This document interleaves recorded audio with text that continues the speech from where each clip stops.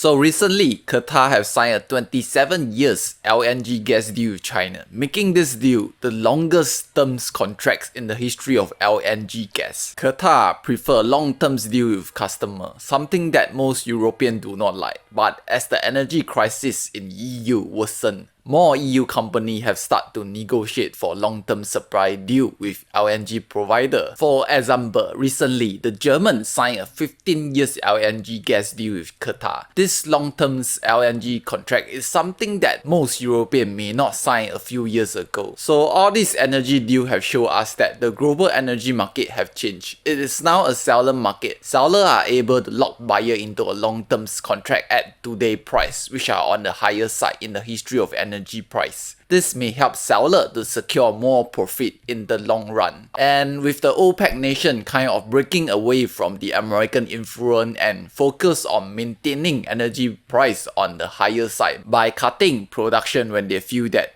energy demand may get weaker in the near future, helping to prevent the collapse of energy price. So the day of cheap energy may be over. The day where, oil is under $50 may be over. It may never come back again. Together, the OPEC and Russian control around 70% of the world oil export, giving them tremendous power to influence the global energy price. This can be done via increase or decrease production. You see, most OPEC nations need the money to modernize their economy. They want the money to diversify their economy, which mainly now depend on energy. This is because oil is a finite resource. For example, Saudi Arabia have a Vision 2030 plan. This is a framework to reduce Saudi Arabia dependency on energy, diversify Saudi economy, and develop public service sectors such as education, health, infrastructure, recreation, and tourism. And the Saudi also want to be a global logistic hub, and this is where China and Saudi will come and work closely together. This is because today at least 50%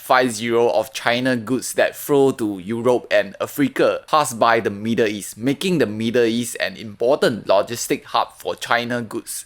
And this gives the Saudi an opportunity to become a powerful global logistic hub. The sanction on Russian and energy price cap on Russia may actually further unite the OPEC. So instead of making Russia weaker through this sanction and price cap, the West risks making China, Russia and OPEC closer. Why is it so? Basically, there are two main reasons for this. First of all, sanction and freezing Russian assets have shown the OPEC nation that this may also happen to them in the future if any one of them are not on good terms with the West. So the OPEC may want to show the West that they are the one that is in control of the global energy market, not the West. As I mentioned earlier on, Russia and OPEC together control around 70% of world oil exports. The West need their energy, and the West can't hurt any one of them significantly as long as they stay united.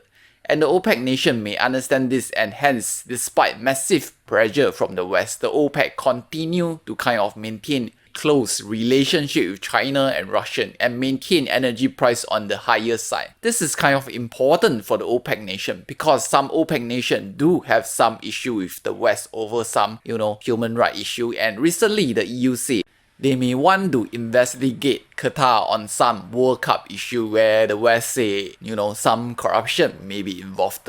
So basically, the OPEC nation just don't know when they may be sanctioned or get hit by a oil price cap in the future. It may happen, hence that may be the main reason why they reject the West oil price cap on Russian and stay close with Russian and China. Qatar even point out that the price cap on Russian energy will not work and say no energy producer can replace Russian energy. The EU should buy from Russian. They even say EU is hypocritical. Interfering in market contradicts the competition rules that Europe previously applied to producer. Qatar even say free market is the best solution. So in a way, you can also say that the OPEC may be trying to balance their relationship between the West and Russian China. And that is quite a smart move as it may help them to ensure their survival in the long terms. The freezing of Russian US dollar asset may send shivers down the OPEC nation as most of their assets are parked in the West, the US dollar and Euro dollar. So I will not be surprised if they start to accept China yuan for their oil and gas in the future. It gives them an opportunity to diversify their asset and reallocate their wealth, so that in the event if their US dollar assets are freezed by the US, they still have some money parked in the China yuan. In fact, recently, during the first Arab and China summit, Xi Jinping suggests the OPEC nation to use Shanghai Exchange as a platform to carry out settlement of oil and gas in China yuan. In fact, energy transaction between Russian and China is already settled in China yuan and Russian ruble, totally bypass the US dollar. And in fact, China have signed agreement with more than 100 nations to conduct most of their trade in China yuan. For example, China and ASEAN cross-border China yuan settlement volume have increased by around 2000% in a decade. So OPEC selling oil exclusive in the US dollar is kind of one of the last strong pillar that's holding and supporting the powerful but heavily indebted US dollar. Once that support is gone, the US dollar hegemony may come to an end.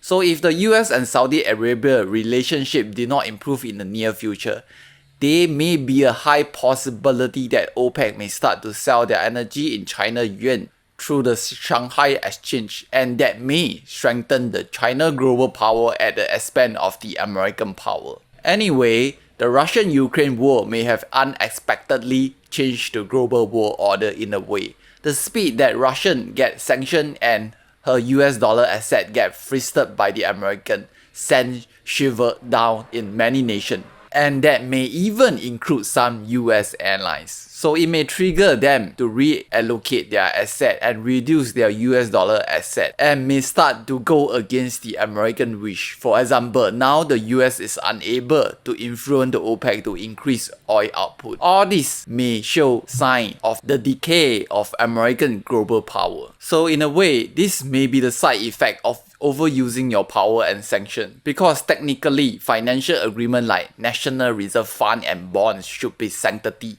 And in fact, before the Russian and Ukraine war, no one would have expected that the West will freeze Russian 300 billion reserve fund. Although most nations do not support this Russian and Ukraine war, but they are surprised that Russian national asset get freezed by the West, and they may be worried that this may happen to them if they happen to be not on good terms with the American in the future. So this event kind of remind them that there is a risk parking most of their asset in the US dollar. Because right now, across the globe, around 60% of the world nation reserve fund is parked in the US dollar. So all these recent event kind of have a butterfly effect. One event lead to another event. The end result may be clear.